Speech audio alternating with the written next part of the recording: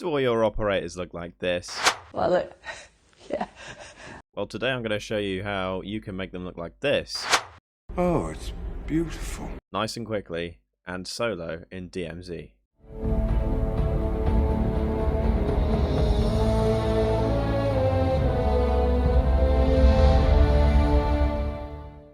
Now today I've got a couple of things lined up for this video. We're going to go through the missions and we're going to go through the loadouts in DMZ, and then we're going to have a gameplay at the end which shows you a quick and relatively safe way of gearing up in a game so that you can go and complete all your missions and potentially survive hostile attacks by 6-man death squads. So if we go over to the SV Akimbo Call of Duty account, you'll see that we've got some tier 1 missions and we're level 4. As I explained in the first video, the whole reason why you do this is to complete missions. Now there's two types of missions in this game. There are active missions, which are the ones that you see here in this missions tab, and there are upgrades, which are passive missions. Now active missions will give you rewards that can be used outside of DMZ. Passive ones give you rewards that help you within DMZ. So let's have a look at the active missions first. These ones you have to equip yourself. As you can see on the right hand side, I've got 3 missions selected. I've got wings clipped, hostiles located, and exfiltration. Now I've done exfiltration. I have to select another mission myself for that one to be deselected. Now that sounds basic, but oh my goodness, the amount of people that I go into games with that have like 2 ticked missions, and you wonder why you here. Look at that half-wit. Just pick something else, even if you're not even planning on doing it, because you might end up doing it.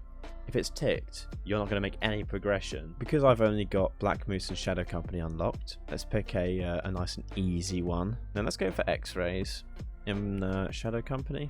The other factions, they are unlocked by completing these last missions down here. Now in each faction there are 5 tiers of missions. When you hover over a mission, you can see like Mysterious Letter here is a tier 1. That's a story mission, as you can see here. That's always going to be at the bottom of each list. Now to unlock tier 2, you need to complete the story mission. If say you're having, not that you're going to have trouble with, but let's say for example you're having trouble with Information Seeker. So for some reason you can't seem to ping a UAV tower and you can't seem to activate one. What you can do is you can do other missions to build up this reputation level to the required level, level 3 for example, to then unlock that story mission. So you can then do that story mission, so you can then go on to tier 2. That rep links in to passive missions. Now these unlock as you progress through the factions. But it's important that you when you get in, you start getting those faction missions done early to unlock these passive ones. But if we go all the way over to the communications station, wonderfully rolling off the tongue, to unlock the Black Moose Daily Urgent Mission, which is basically a very simple mission, refreshes every day, that gives you 100 rep. We need to extract with a full backpack in each slot filled. And then for Shadow Company, we need to dead drop 10 keys, and that's any keys. I've tested this out, and you can also dead drop stronghold key cards, which are probably the most common type of key in the game. Now that's enough about missions. Missions are something that are ever present. You're constantly going to be perhaps looking up how to complete certain ones, but the general premise follows what I've just run through. If we go into active duty, we have 3 operators that we can gear up to take with us into the game. Let's say we want to choose another one. Let's choose this guy, Cortac. We can choose a cool outfit for him as well that doesn't seem to load. Wonderful game, wonderful game. And then we switch to him from Spec GRU. Now you'll notice that the guns in my loadout section have stayed exactly the same. This is the way. This is the way. This is the way. This is the way. This is just how it is. So you keep the same guns, but the gear here in your backpack and on your your operator. That changes depending on each operator. So we'll stay with this guy. Then on your loadout, you always have an insured weapon. This basically is a weapon that you can take in, and if you are unfortunate enough to be killed and don't extract, a cooldown will appear on that weapon, and after that amount of time you can get it back. Extracting cash and valuable items will reduce the cooldown time as well. And then underneath it we have a contraband stash. Now these are weapons picked up in DMZ and extracted. You may notice as well in some of the active missions you'll be rewarded with a contraband weapon. I know I said earlier they can be used outside of DMZ. Things that can be used outside of DMZ are the weapon charms, the vehicle skins, the operator skins, and obviously the XP, because it all carries over. So let's have a look at our insured slot. Say, you bloody love guns, and you're like, damn, I really want to use a Castor 545. So you look at the platform, and you see that you need to unlock it after getting the Castor 762 to level 11. Now that is one way of unlocking the gun, or what is my favourite thing about DMZ is if you find that gun in the DMZ and extract it, you instantly unlock it and bypass this sort of staggered unlocking system, which, I mean, for this platform is enormous. What I'm going to do is I'm going to go into a game of Al Mazrah, but I'm also going to go in by myself, and we're going to gear up, and I'm going to give you a few tips on how you can gear up, extract a bunch of cash, and go from there.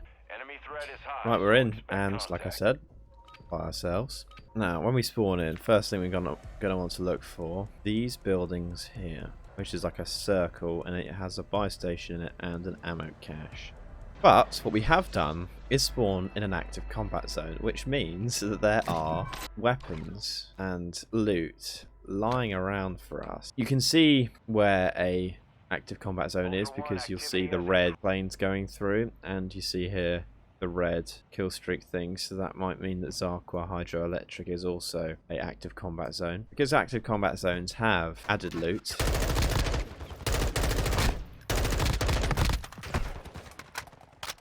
It means that there are also there'll be lots of operators that head this way too. You're gonna want to keep away from them until you have at least a 2-plate armor vest.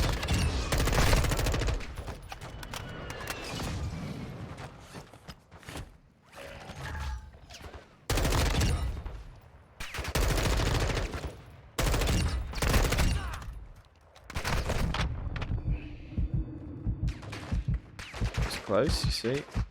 You gotta be super passive. You can't take liberties with the bots. I even told myself that in my last video. If you just engage them thinking that you're better than them, be warned, because you will die. That'll be game over.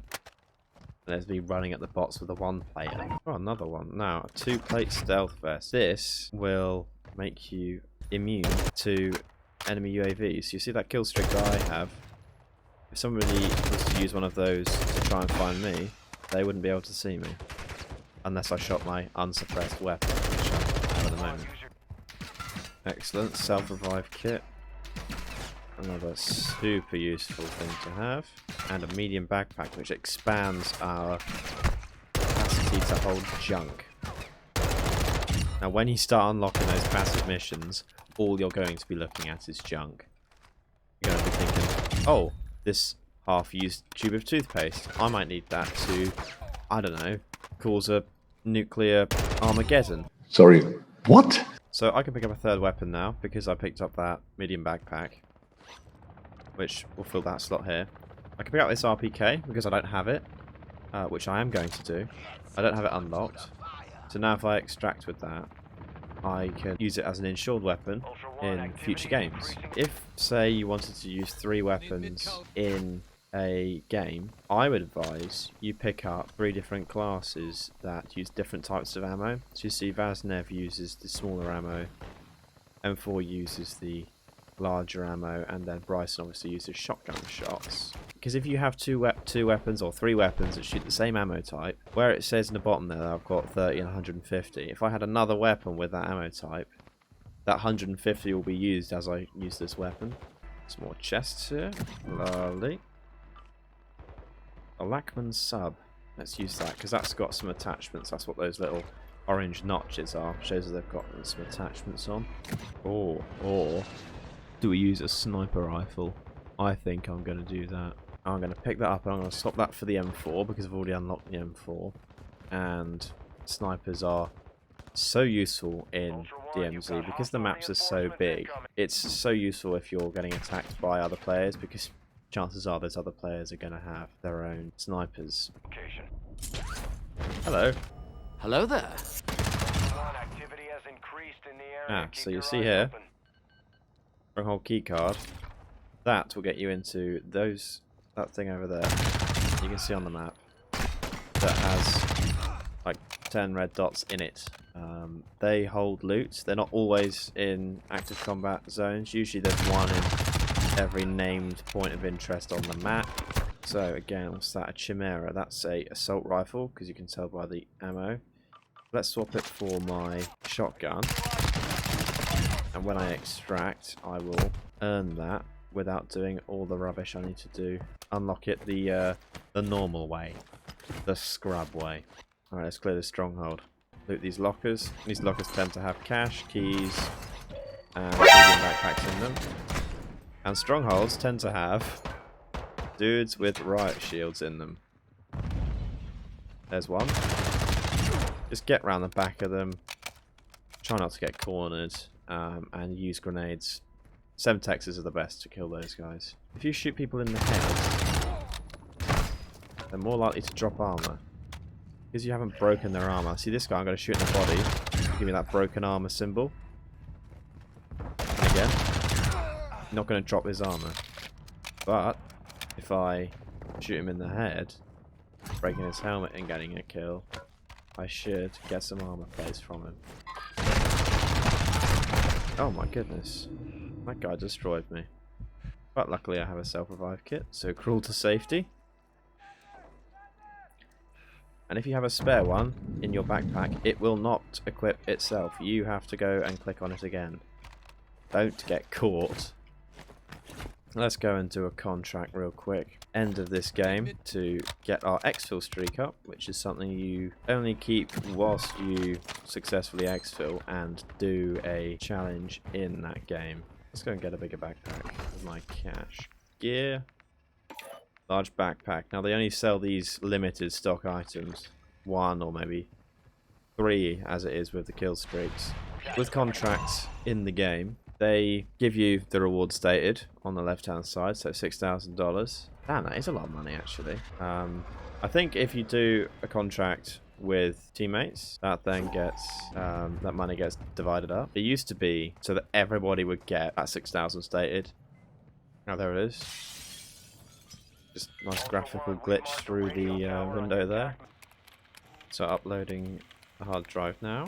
Now what I was saying earlier, before I lost my train of thought, so I'll probably cut that bit out, was you get the reward stated on the left hand side for completing a mission. But then after that, you get an additional reward within the game for quite a lot of the missions. So for this one, the intel one, you gain intel on where a boss is. Now, the chemist isn't exactly a big one because we know the chemist is always going to be in this gas zone.